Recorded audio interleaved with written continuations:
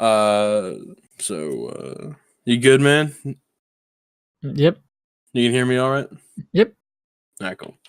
So, can you just talk to me a little bit about how you found speedrunning, how you got into speedrunning, and maybe your early influences, that sort of thing? That's actually a really good story in my opinion because this was years ago. I can't remember when. I was still in high school at the time, and I was on YouTube. You know how when you get on YouTube, you just watch video after video after video. You just get stuck there. Mhm. And a Zelda 2 speedrun was on my recommended list. I'm like, what the heck is this? So I decided, growing up, of course, I played Zelda 2, so I decided to click it, decided to watch it, and I was absolutely fascinated when I watched it because I'd never heard of speedrun, and this was my first time ever seeing a speedrun. And of course, it was a YouTube video of a run from SDA. So that's how I found Speed Demos Archive. And then I ended up watching, I think, like half the library of SDA like within the week. So I mean, that's how I got into speedrunning, was finding a random YouTube video of Zelda 2 on YouTube.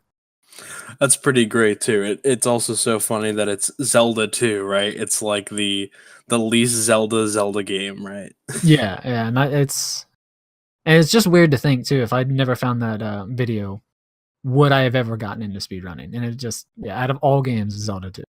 Sure. So high school Atroz finds the Zelda 2 speedrun on YouTube. When and what game do you sort of pick up, or do you start looking at for you to consider speedrunning? Because it's a little bit of a jump, I found, from when you start watching speedruns to when you try doing them from yourself. There's definitely a gap there. Yeah, I mean, that was always the hardest thing, and there's always people online asking the question, "What game do I speedrun?"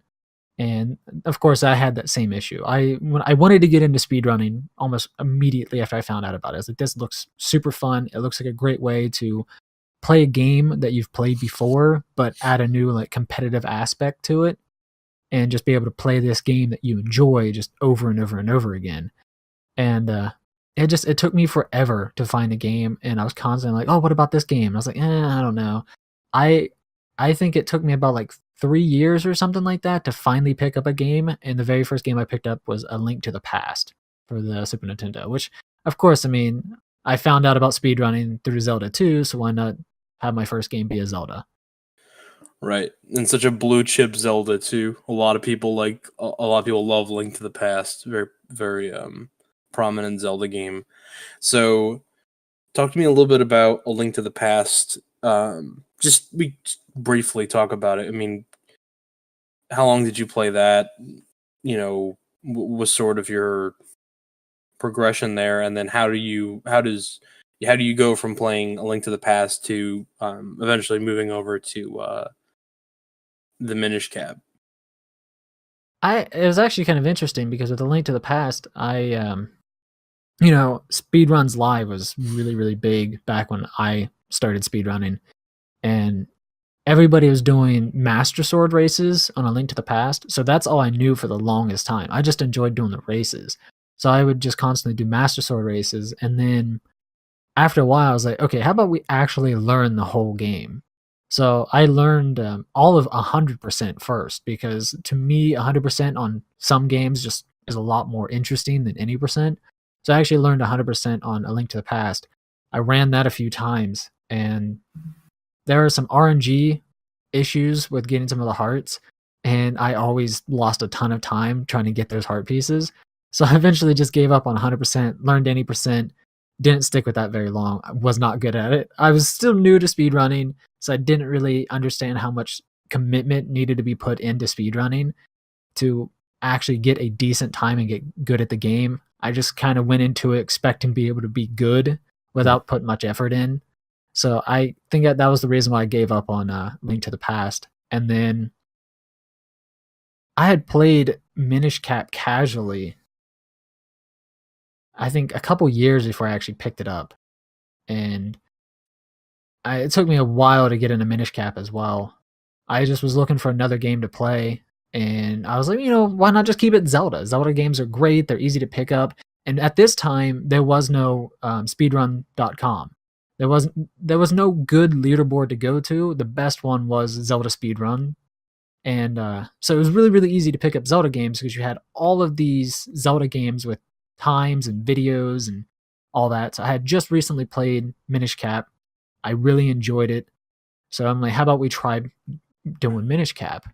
I actually learned the first 2 dungeons, and then it took like 2 years off before I got actually into speedrunning Minish Cap.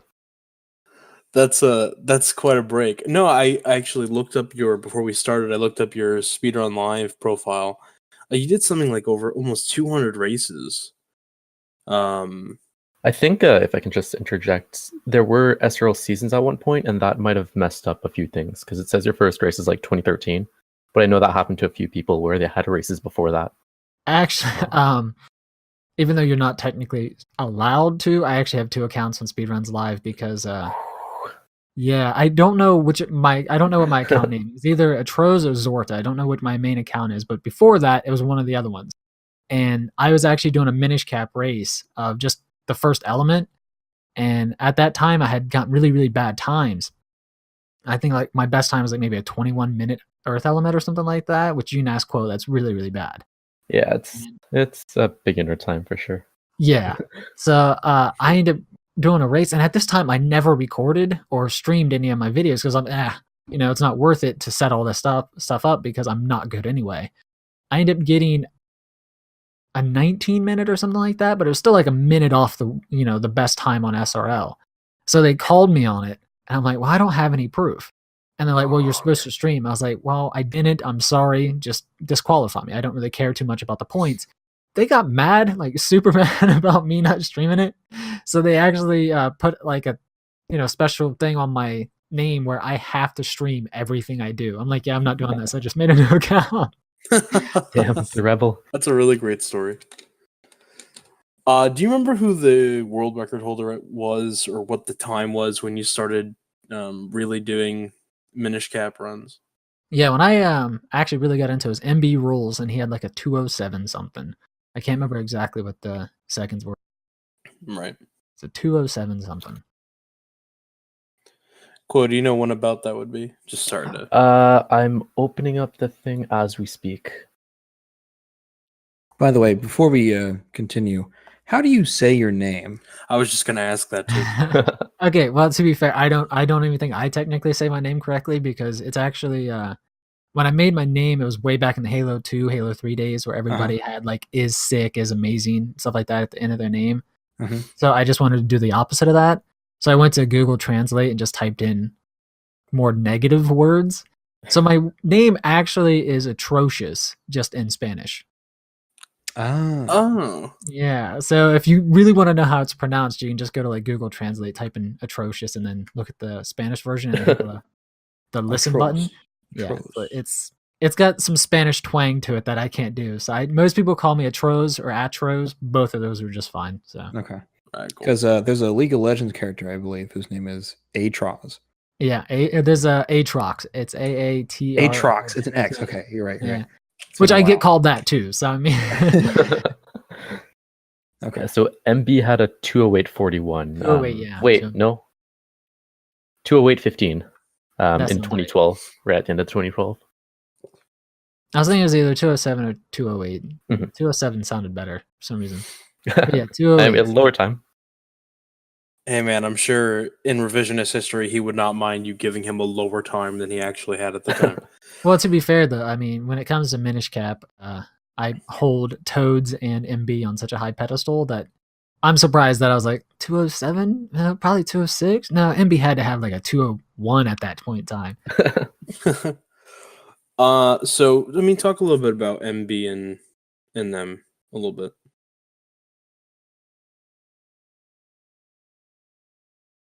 Hello. What would you say? Sorry, I might have cut out there a little bit. No, just talk about them a little bit. I mean, you hold them in a little bit of a high regard. I mean, what do they mean to Minish Cap to you? How about that? Well, when I first started playing Minish Cap, MB was the world record holder, and I think every time like you're playing a game, the world record holder just seems like godly. No matter how well you seem to play the game, their time just seems to be insurmountable. Like it's way out there. There's just no way you can catch it. And when I first started doing Minish Cap, I remember getting like really, really bad times, and I actually used in save states when I first started because something wrong would happen. And no, actually, I'd use the rewind function because I used emulator when I first started. And I'd get mad, like, oh man, there's stupid RNG. And I just like use the rewind function, but I'd keep the time running. It's like my times when I first started was like 230, 240, stuff like that. And MB was way, way ahead of me with 208. But I mean, he'd been playing the game for a while, so it makes sense. But like the more and more my time would go down, the closer and closer I'd get to him, he just seemed to push it further and further away. And so he seemed to be able to, whenever he wanted to, just hop on the game and get a world record like it was nothing, just improve his time like it was absolutely nothing. So he was just one of those people that every time I saw him play the game, I was like, man, he's just so much better at this game than I am. He was the person to beat at the time. I never ever considered myself to be better than him, even when I had the world record. So you sort of had, I know we're talking about, a time where you had a 230, but let's fast forward a little bit because you had a period where your time was dropping, by chunks every couple of days, right? I mean, talk about September to December of, what is this year that I'm looking at? Is it 2014? Is it 2013? 2013? Yeah, because the first time he got the record was December 2013. So okay, thank you, quote. So 2013, that year, it looks like you went from starting in December or September, you had a 207, and then not only just a few months later, 203.30. I mean, that's such a huge jump in such a small period of time. I think it just comes down to, the more and more you play a game, the more you get used to it. Just even the small things, you just get accustomed to it. And it becomes easier to just do everything that needs to be done in a run. Mm-hmm. I mean, I would like to say that there was a bunch of strats that was found or, something like that. But honestly, I think when I first started, the time was kind of bad for what the route was. And that's the reason why I hold Toads in such high regard, because I think his runs are just insanely precise. But no, I mean, I think it was just getting better and better at the game because I played the game. There was one day I think I did like 4 or 5 runs in one day, like 5, like full runs. So I was streaming for like 10 hours just of Minish Cap. And just, when you grind out a game that much, you're just going to get better at it. So I think that's all it really was. Is at that time, I was just really, really into Minish Cap. I enjoyed streaming. I enjoyed speedrunning the game. So I played it a bunch. So I remember... Oh, sorry. No, go ahead. Okay. So I remember specifically a few things that you did that like other people didn't do, where like you found a couple of good strats for fights that like we still use today. So that's pretty notable. But you're also one of the few people who like looked at the task and tried to start incorporating strats like that into your run. So what was the practice to like research ratio for strats, I guess? All right, so I'd like to say that I actually didn't watch the TAS and try to incorporate those strats. I always felt dumb when I found like a strat. I'm like, oh man, this is so fast. This is awesome. And then I'd watch the TAS and be like, oh, well, Tom already knew about this. So I don't know why. That's something I do now though, but back when I was still kind of fresh into speedrunning, I never really watched the TAS and kind of try to incorporate those strats. But like I said, I just was really, really into Minish Cap at the time. So even when I wasn't speedrunning the game, I was more than likely still playing Minish Cap. I would just load up an area that I felt like I just didn't like how it went. Like I felt like it was kind of clunky and it could be more streamlined. So I'd just load up an area and just kind of do random things. My favorite thing to do in any video game for a speedrun is just load up boss fights and just fight the boss thousands of times over again.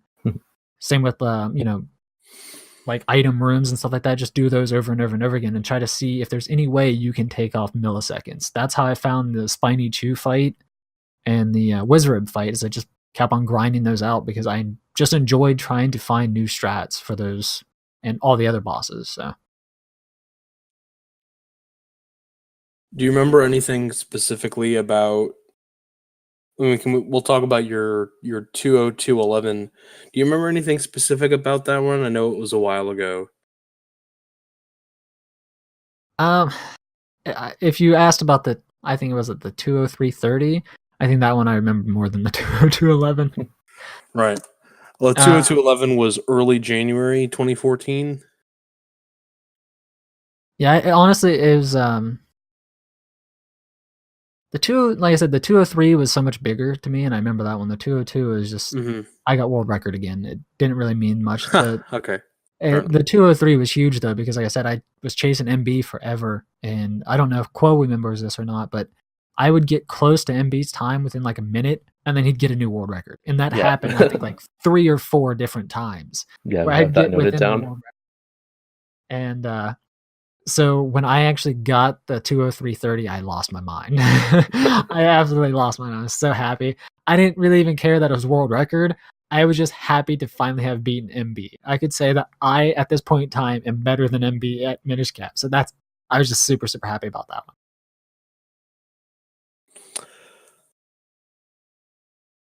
So one of the things that we try and accomplish here is we try and get runners to explain some of the mechanics, and we kind of lay that in here with the video. But can you talk to me a little bit about the Octo fight and what makes that sort of difficult, or maybe not difficult for you if that's the case? But what makes that a hurdle in a run? I mean, the Octo fight, you're the majority of the way through the game. The Octofight is almost at the very tail end of the game. It's the last dungeon you complete before Dark Hyrule Castle. So after you do the dungeon, you got Octo. There's Palace of Winds in the middle, but oh yeah, Palace. It's been a while. Sorry. Go on, don't worry about it. Either way, you're still like about hour 20 or something like that minutes in. So I mean, you're quite a bit into the run already. And when you get to Octo, he's a nice bit of RNG. So I mean, the first phase of him, he's just going to shoot at you 3 times. You just hold up a shield, or you use your sword and you knock back the boulder that he shoots out at you. And then when he gets hit 3 times, he just goes into a fog state, and just random rocks fall down on you. Which that right there is RNG too, because I've actually died during that phase a few times. That's why I know a lot of people just kind of roam around or just roll around, because if you are rolling, you do have invincibility frames, and then when he comes out of that, you got the second phase, which again is set. So you already know exactly what he's going to do. He's going to shoot, then he's going to try to do a suck attack. He's going to try to suck you in, then he's going to shoot, suck, shoot. So I mean, it's set RNG on the first and second phase. It's a set pattern, so you already know what he's going to do. If you don't mess it up, it's really easy. But the third phase is the big issue, because he can start charging at you, which wastes time instead of him doing an attack. Plus, he can just keep doing the suck attack over and over and over again if he really wants. So the worst you can get is 2 sucks. So like the ideal though is he just sits there and shoots 3 times at you, and that costs. I've never timed it, but like a minute plus, depending on how bad he really does RNG wise, and he can always throw in random charge attacks to add even more time. So when you're a little over an hour into the run, the last thing you really want to do is have to deal with RNG, and that's what Octo is. It's an easy fight, just RNG. It was a great explanation, actually. Thank you very much for that. So let's move back over to runs, and we're sort of approaching, just kind of going through the history here. We kind of get to a point where we're approaching a time barrier, right? We're looking at sub 2 hour, and fortunately enough for you guys, there was the Japanese version, which saves 2 minutes, and at the time you have a 20211. So can you talk about your decision to not switch over to Japanese immediately?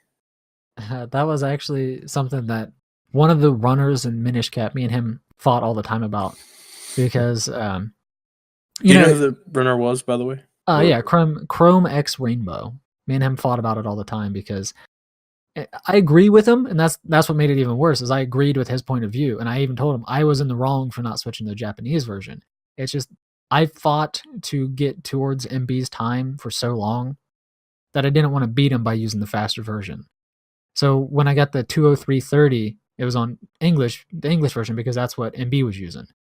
And then I actually switched for a little bit after that to the Japanese version, but MB took the time back right away with the English version again.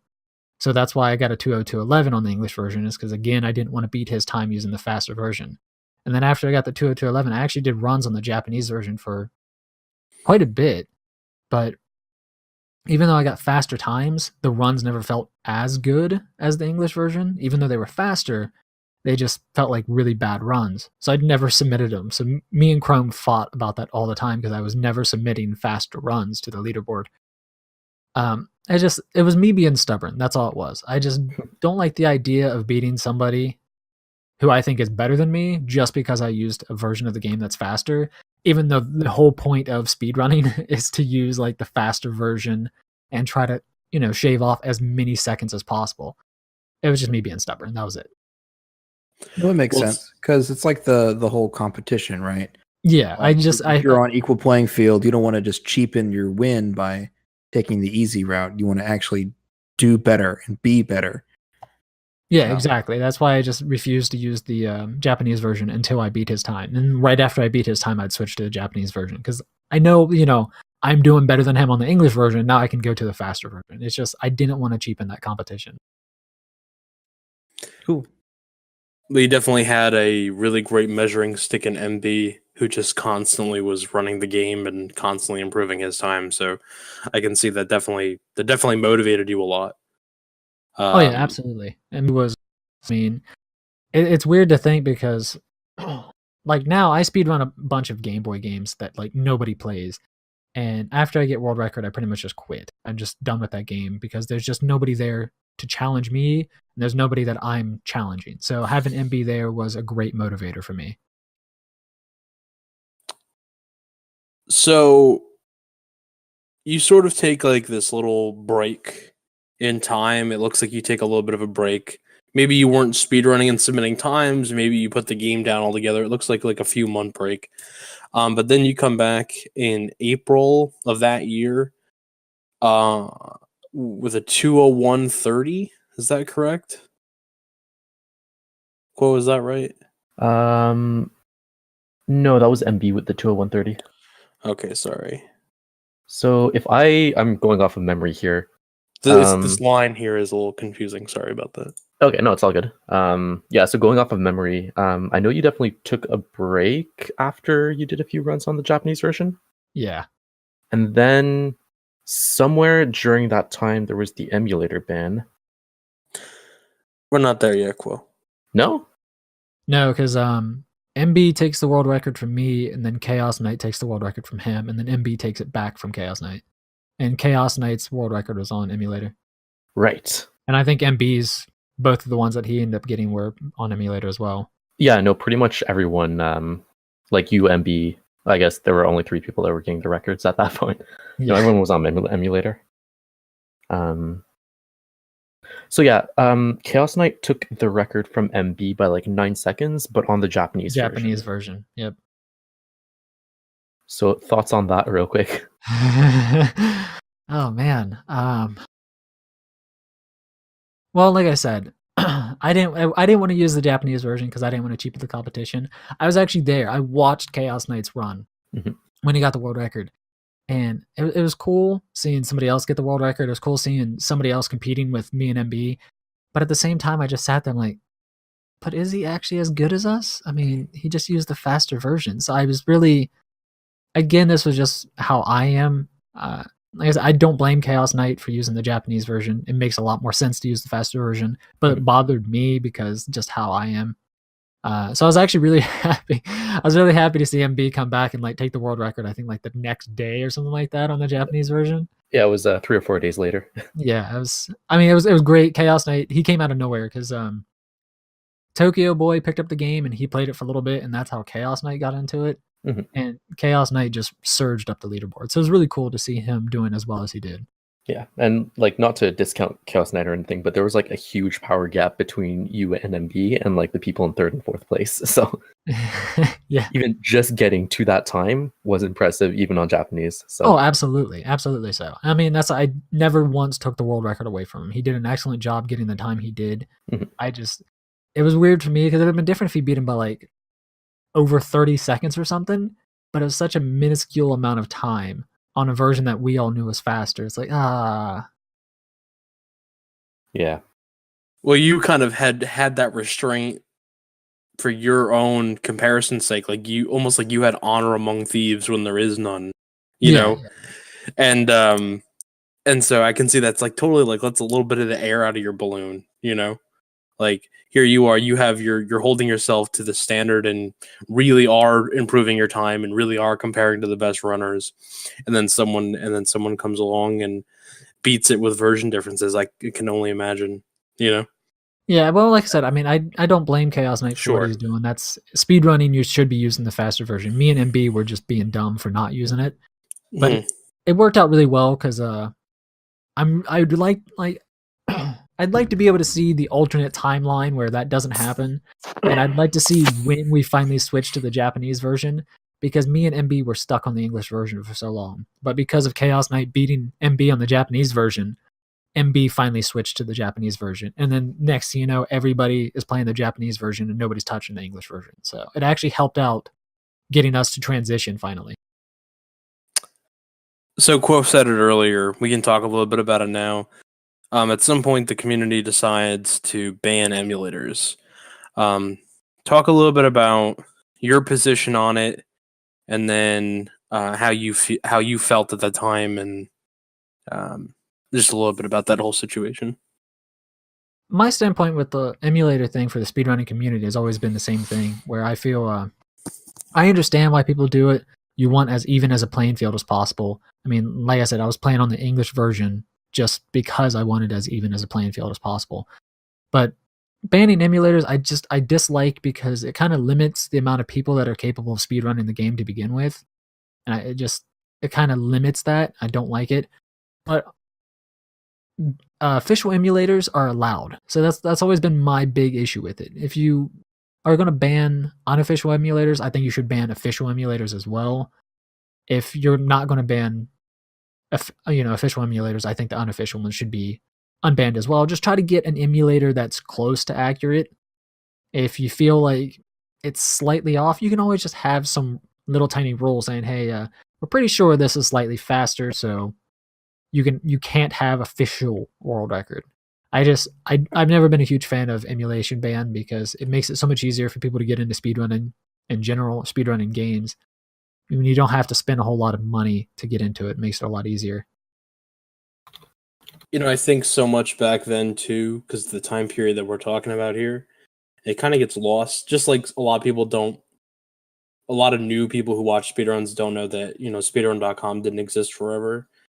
Emulators were a lot more inconsistent back then too. Oh, And absolutely. a lot of communities, I think, now have started to reallow them because there are stable, consistent emulation. I know for what's a game? Quo, actually, the Minish Camp allows emulator runs now, right? they do now. They unbanned it a couple months ago. Can you explain that? Like, is it all emulators or is it only one or two? Certain ones. Yeah, we have a specific one that we like to use because it's the most accurate to the actual Game Boy Advance. Okay. And that's like what? Like if you had to measure accuracy. Like is it like, oh, it's only like 20 seconds faster or whatever? Oh no, like it's within 5 seconds. Oh, okay, that's pretty It's good. pretty close. Yeah. That would be acceptable to me. Yeah, I mean that is definitely one of the big issues with emulation. Back when I was getting into it, is a lot of them were very inaccurate. So I can definitely understand why they'd want them banned. But at that time, you also saw a lot of runs being on official emulators, and those weren't accurate at all either. So it always felt weird to me that unofficial wasn't allowed because it was inaccurate, but official was allowed with it being inaccurate compared to actual console. So do you stop playing the game after the emulator ban? Do you put the game down?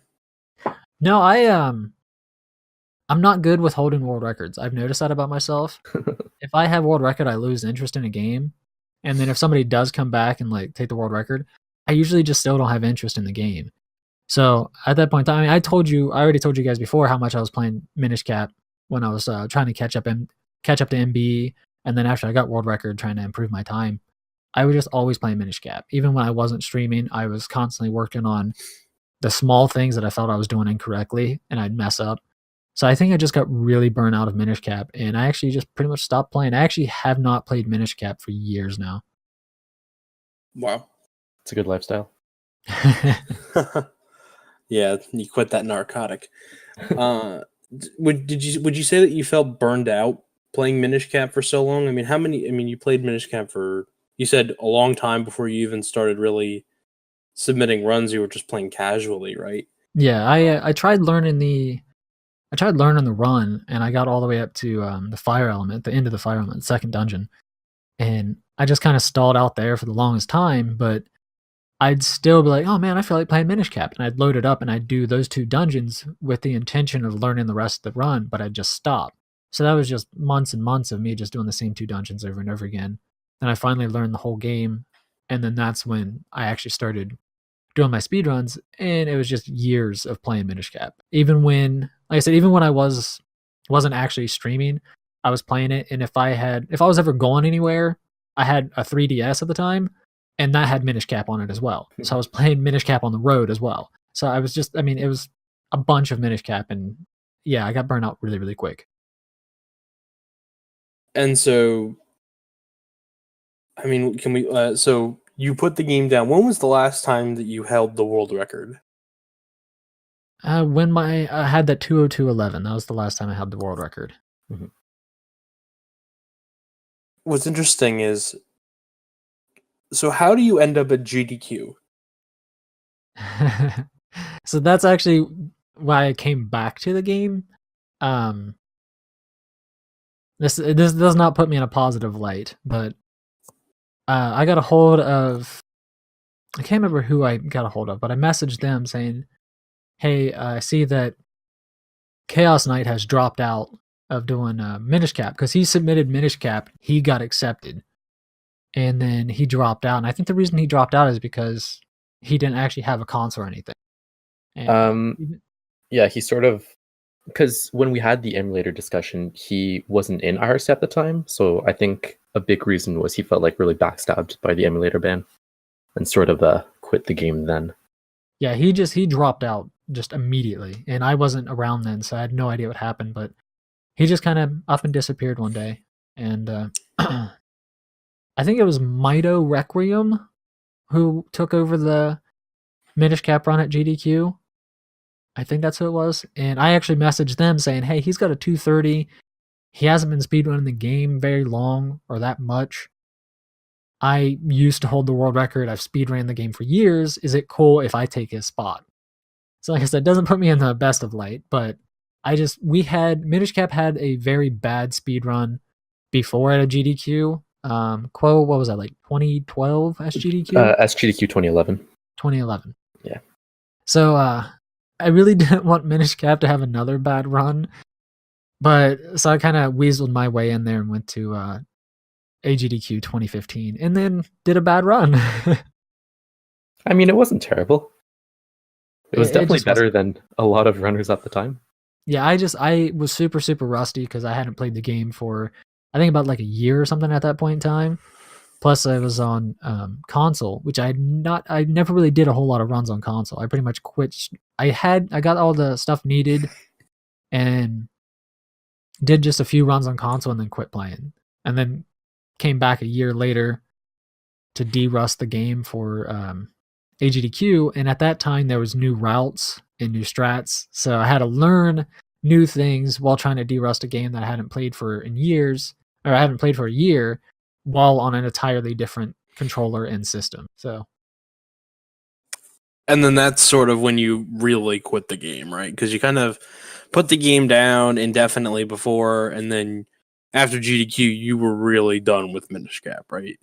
Yeah, I've always wanted to get back into the game because, that's the game that I feel got me into speedrunning, even though I talked about I talked about Zelda 2, finding that YouTube video, and I talked about A Link to the Past being my first game. I felt like Minish Cap is the game that actually got me into speedrunning.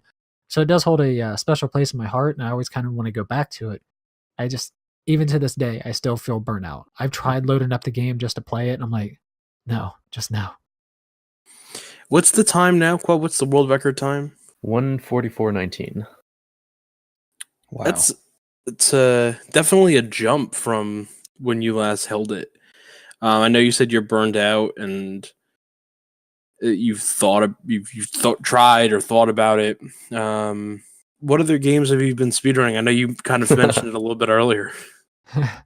I speedrun a bunch of Game Boy games now. A bunch of Game Boy games. I was on, Reddit's speedrun page, and somebody posted a Addams Family speedrun, and he kept on stopping at all the traps and stuff. I'm like, there's no way that's how the speedrun is done. So I just wanted to see if I could learn the game and beat his time within an hour. And I was able to, and I found out that I absolutely really loved Addams Family speedrunning. It's a very short game. I actually have the world record. If I recall correctly, it's like 1 minute 19 seconds. Wait, so it took you an hour to get the record in that game? Actually, no. It took me quite a bit longer to get the world record. Okay. But to beat the time I found on the Reddit post, it took me less than an hour. At the time, I'm sure you guys have probably heard of Bangera. He's a well-known name in speedrunning community. But he held the world record for Addams Family. He had it for years. And I just got really into Addams Family. And I just thought it was a really, really fun game. So I started speedrunning that and just grinding it down, and eventually ended up getting the world record on that. And that led me to get into the Game Boy community because I kept on sending messages to Bangera over Twitter. And he eventually was like, hey, we have a Game Boy community if you just want to come here on Discord and hang out and talk. I'm like, okay. And that's how I got to know all those guys and started speedrunning Game Boy games. So that's pretty much all I do now, speedrun-wise, is just random Game Boy games that I come across that I just think are a good time. I just speedrun those. I don't know why. Oh, sorry. Go ahead. This is a little bit of an anecdote, but I don't know why I know this, but I think that Bangera has the world record for Lassie for the PlayStation 2. I'm looking that up to make sure that's true.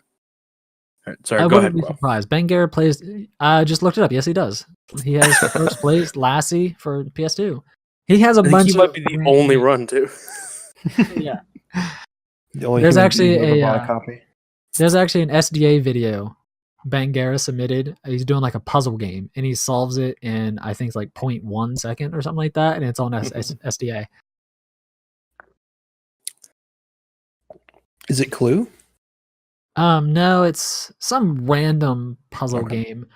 I'd have to ask him about it because I don't know how we got on the topic, but we were talking about it one day. I think we might have been talking about SDA, and he showed me this random video he has on SDA of him solving like a puzzle game in a second. I was like, what? Why is that on SDA? It was a good run though. I mean, when you can beat a game in like 0.1 second, it's a good run. I guess we'll start wrapping up. We're almost done here, but I guess one of the last things I want to ask is, if you were to have your time characterized that you ran the game, like from the time that you ran the game, lowering your time world records, how do you want your time speedrunning the Minish Cap to be remembered? If you could basically write your own epithet, what would it say? See, Epitaph, honestly, rather. That's just a weird question to me because I never felt like I think a lot of people in the Minish Cap community know who I am, which I think is weird because I never really felt that I was that good at the game. Even when I held world record, I always thought MB was better than I was. So I think the only reason I ever had world record was because MB just kept on taking breaks. So I mean, as cool as it is that I did have world record in a game like that. I really don't expect anybody to put much credit to my name. Like I said, for me, MB was somebody I always had on a pedestal. So I just every time I beat him, as much as the 20330, as much as as it just was amazing to me, as much as I love that, I still felt like MB would have never let that happen if he hadn't been taking the constant breaks that he was. So to me, So you sort of feel like you're a victor of circumstance a little bit. Yeah, because like I said, when I kept on getting closer to MB's time, he'd push it further and further away. And then when I finally got the world record, he hadn't played for a while. So I think if he was, constantly grinding at the game, the time would have been way, way lower than what I got. Well, I think I'm good. Do you guys have anything that you want to ask him, or? I mean, we spoke a lot about MB, but Tozu came in closely after, and I think you were still around when he was getting good.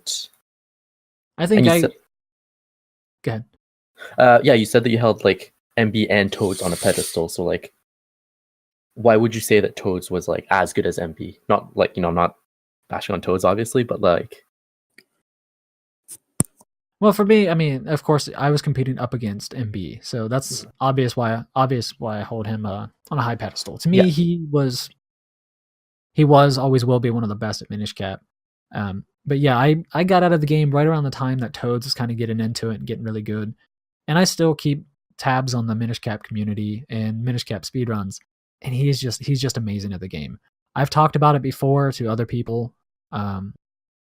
The idea of getting back into Minish Cap is appealing to me, but I know I could never get world record. I know for a fact I could never even get close to world record. Toads is just another level, and I would never be even able to get close to him. He's insanely good at the game. He's, I don't know, just insanely precise. When you watch him play the game, when you watch his movement, it just looks like there's very few mistakes he makes throughout. So that's why I hold him on such a high pedestal, because my movement was never that precise. It was never that good. So, CC, do you have anything? I'm thinking. I don't think I do. I guess if I can entertain one last question.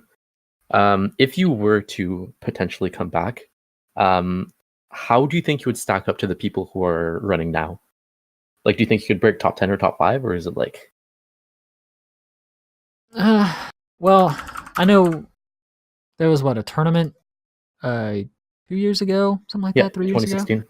Yeah, I came back and I was actually surprised that I managed to get a sub 2 as quickly as I did, considering the fact I hadn't played in a while. But the times now, it seems like a lot of people have gotten into the game and a lot of people have committed to it. And I think if I put forth some effort, I could get in the top 10, but it'd require a decent bit of time. But after getting into the top 10, I don't think I could do much better than that. The people in the top 10 have really, really good times. I know most of the runners on there. They're good runners. They're good at the game. They've spent a lot of time with the game. Because I mean, just the top 10, I recognize so many names. And it's people that I used to talk to and know when I was in the Minish Cap community. Mm-hmm. So I know how long they've been in the game as well. And I know coming back after such a long time that it would require just an insane amount of grinding for me to even get close to their times. So I think top 15 would be doable. Maybe top 10 after that. I think I'd be stuck.